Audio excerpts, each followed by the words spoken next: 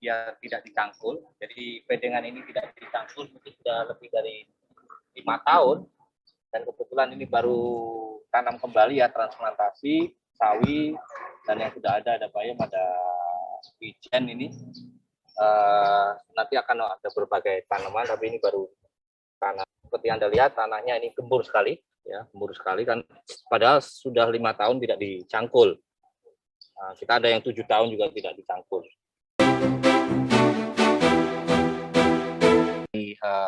Sistem pertanian regeneratif, bentang berkelanjutan atau landscape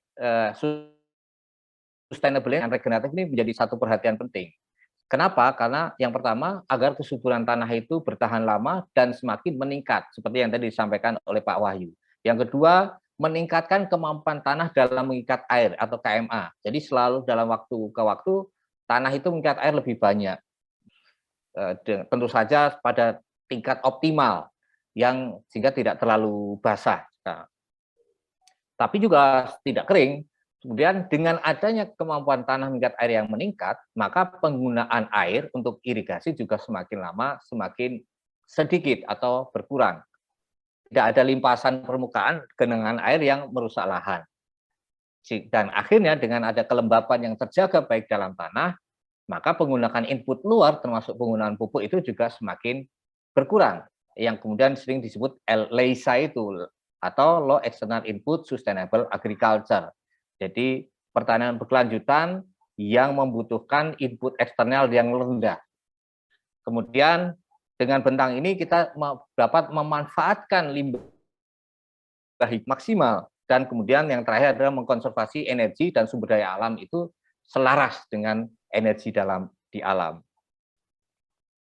Nah, saya ada lihat foto ini, satu pertanian yang mungkin ini dari ada logonya, kebetulan belum sempat saya hilangkan. Pada intinya Anda bisa lihat di situ bentangannya miring. Maka kita bisa tahu dengan kemiringan ini ketika hujan saja, maka tanah yang bagian atas akan dierosi dan haranya hilang. Ini tidak boleh kita lakukan lagi, contoh kebiasaan buruk ini. Maka oleh karena itu kita perlu mengubah bentuk lahan, ya, mengikuti pola alam dan tidak melawan alam. Jadi bagaimana kita melihat nih, alam ini bentuknya seperti apa, yuk kita ikuti, jangan dipotong, jangan dilawan. Anda kalah dengan alam.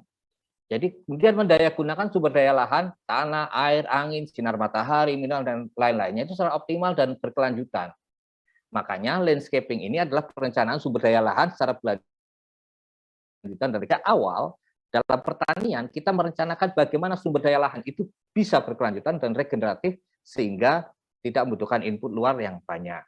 Ya, contoh-contohnya banyak sekali, misalnya pendayagunaan daerah aliran sungai sebagai riparian buffer dan irigasi dengan mengikuti kontur tanahnya, penanaman pohon perintis, pepohonan pengelola lahan. Jadi banyak pohon yang tumbuh sifatnya dia memanage, mengelola lahan itu akan seperti apa.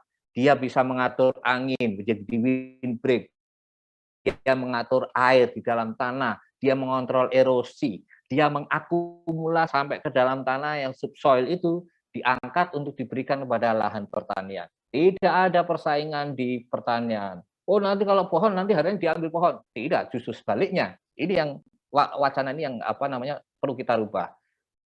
Kita juga bisa misalnya renovasi pengelolaan padang rumput untuk penggembalaan. Sekarang banyak ternak kita di penjara.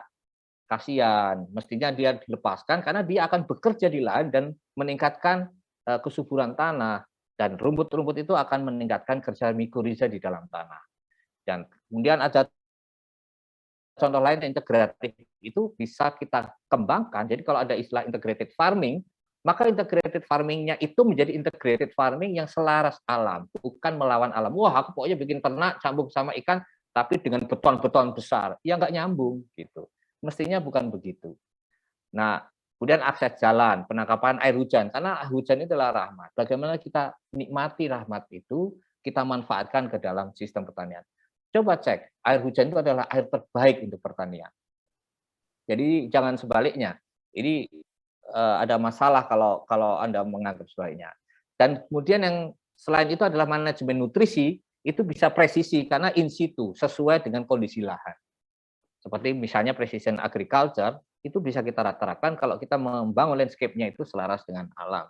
Nah, ini adalah contoh, misalnya kita punya lahan, ada 2 gambar di sini, ya, di satu sisi misalnya sebuah gunung, terus ada kemiringan-kemiringan itu, lembah-lembah begitu, kita bisa kelola. Anda bisa lihat di sini ada aliran-aliran air hujan itu ditangkap di bagian atas, kemudian dialirkan ke bagian tengah, kemudian di bagian bawah sampai menjadi sungai yang cukup banyak airnya, dan di situ pohon-pohon akan dengan subur tumbuh di sana.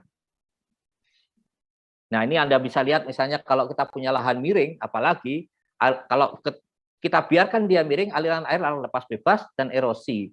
Air mempapar tanah dengan cepat, tidak ada yang terserap, malah mengerosi. Tanahnya menjadi keras karena tanah bagian bawah.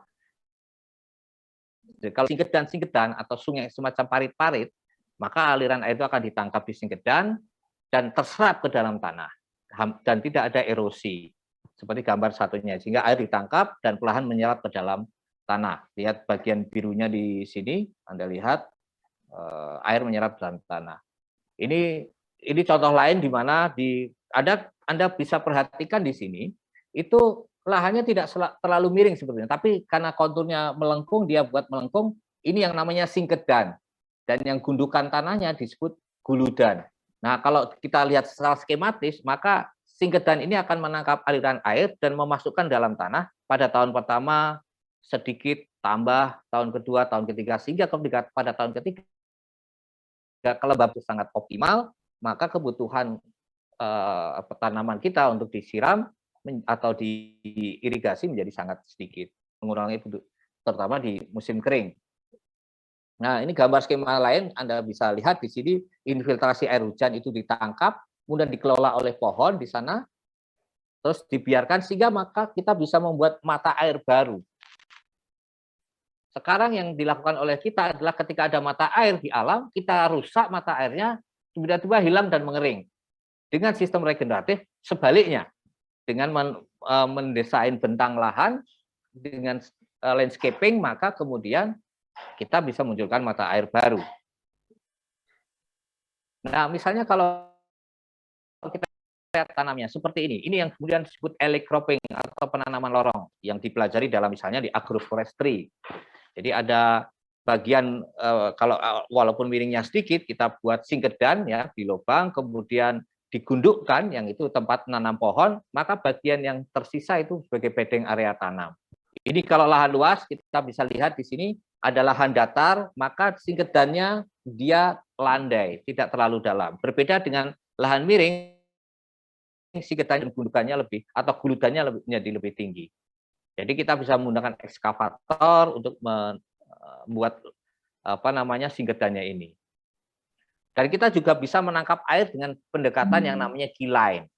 Jadi kita gali dalam seperti garpu, menggunakan traktor seperti garpu seperti ini, ya nanti dipahat, itu namanya bajak pahat dalam, sehingga air hujan itu langsung diserap ke dalam tanah bagian bawah, dan nanti tanah bagian bawah itu akan menjadi subur sehingga mempengaruhi hara-haranya, dan haranya bisa dibawa ke atas untuk tanaman-tanaman lain. Nah, kalau dilihat dari atas, misalnya seperti ini, ada yang namanya key line, ada namanya. Jadi ketika ketemu lengkungan yang agak besar, itu yang namanya key point. Itu biasanya tempat munculnya mata air. Nah, di situ kita bisa tanam tanaman yang menjaga air itu supaya tetap ada di sana. Nah, desain pahat tanahnya seperti ini, kedalamannya berbeda-beda karena nanti untuk mentrap menjebak air supaya masuk ke dalam tanah. Ini foto di mana penanaman elite cropping yang tanaman tahunan itu 35% dan perennialnya 65%. Artinya berarti pengelolaan tanahnya menjadi lebih sedikit karena kita banyak menggunakan tanaman perennial. Ini juga sama, elite cropping mengikuti kontur tanah, jadi tidak selalu lurus. Kalau dia datar ya mungkin relatif lurus. Tapi kalau dia miring biasanya mengikuti kontur. Jadi kita misalnya maksimalkan, maka seperti ini, seperti Anda lihat, ini semuanya bisa dimakan dan semuanya menghasilkan panen yang baik. Ini kalau kita lihat dari atas, agroforestry-nya seperti ini, ya. Ini contoh lain agroforestry yang di pegunungan itu ketika dia maksimal, ini foto tahun 2012 yang masih agak gundul, pada tahun 2002 yang ketika sudah sistemnya jalan di pegunungan itu akan mencas air sehingga persawahan yang ada di hamparan di bawah pun mendapatkan manfaat karena airnya melimpah. Berbeda dengan beberapa pertanian yang saya lihat di Jawa Timur, malah menggali air tanah ya lama-lama juga hilang juga kalau pepohonannya sudah tidak ada. Jadi harusnya ada kerjasama melihatnya secara holistik. Caranya bagaimana? Cara paling mudah kalau kita tidak punya traktor, lahannya tidak terlalu luas, kita bisa menggunakan yang namanya E-frame. Nanti kita tunjukkan dengan video supaya mudah. Jadi ada E-frame, mungkin Anda bisa buat dari ukuran 1 meter kali 2 bambu 1 meter gitu, dengan setengah meter dengan water pass, itu bisa. Atau kalau mau besar ya 2 meter lah misalnya, dengan yang tengahnya 1 meter. Nanti kita bisa ngobrol tanya jawab. Nah, kemudian bentuk singkedannya itu mengikuti kemiringan. Semakin landai, maka semakin lebar dia. Singkedannya. Semakin curam atau semakin miring, dia membutuhkan teras yang lebih tinggi gitu. Dan bisa menggunakan batu dan lain sebagainya.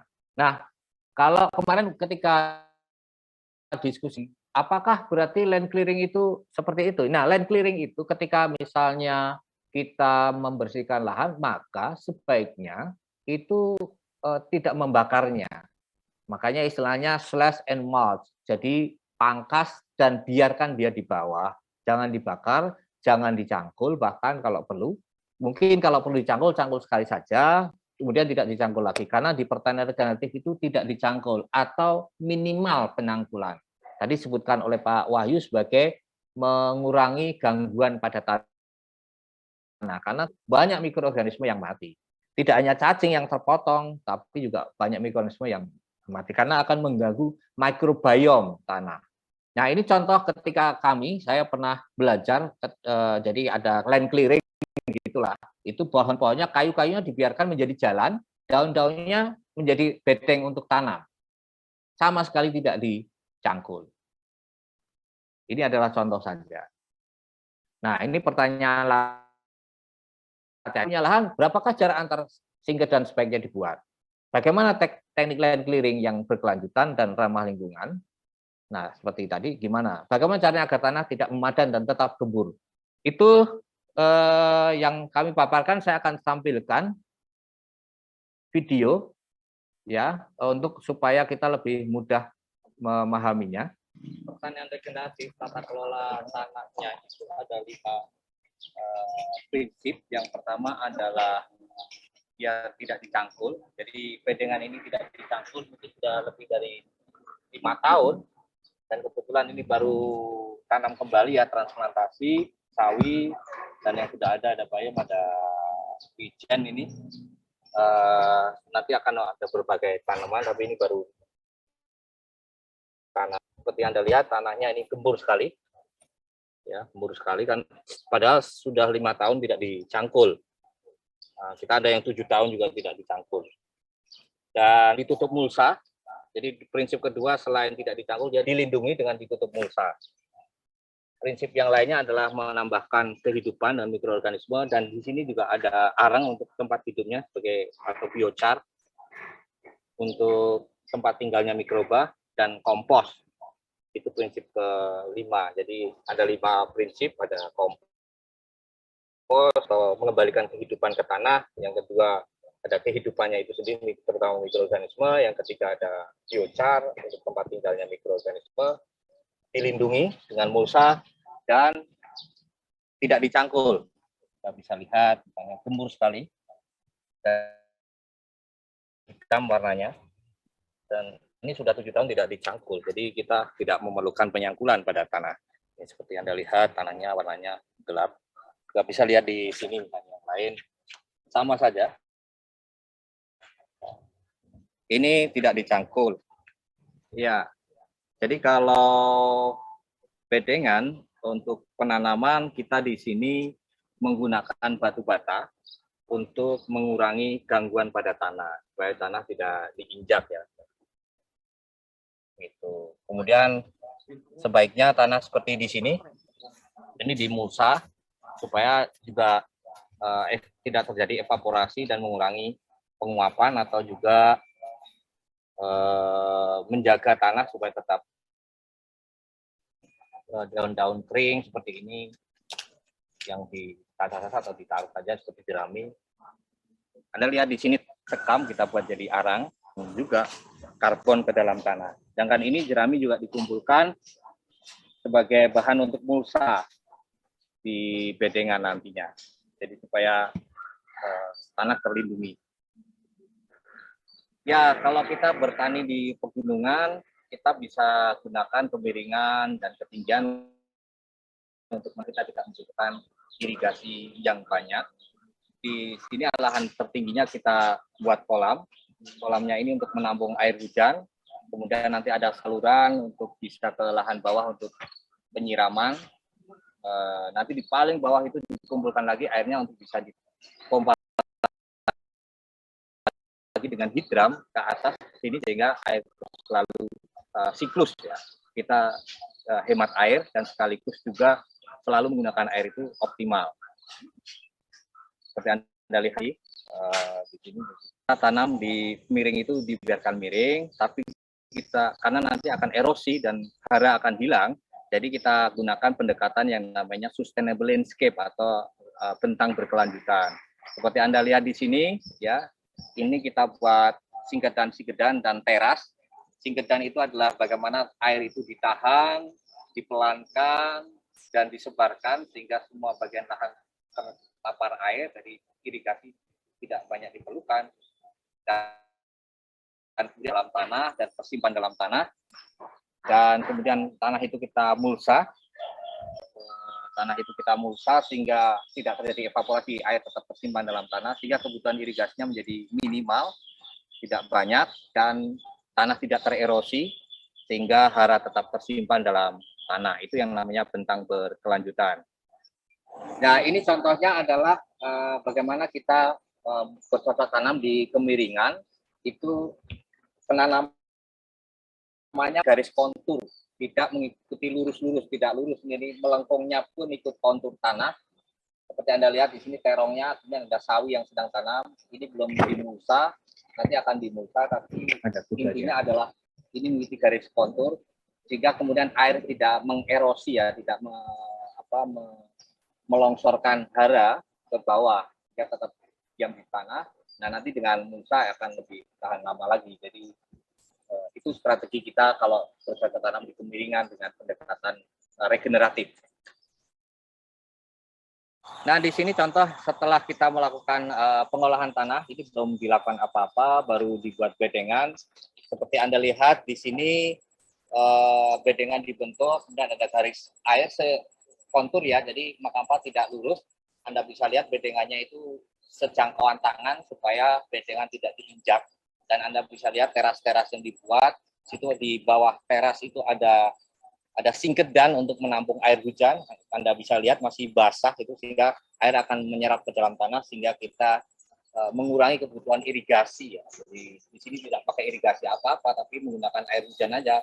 Dan kalau tanahnya dihidupkan maka kemampuannya juga meningkat sehingga kebutuhan untuk air tidak banyak. Itu yang kita lakukan dengan pendekatan berkelanjutan atau regeneratif atau bentang lahan yang berkelanjutan.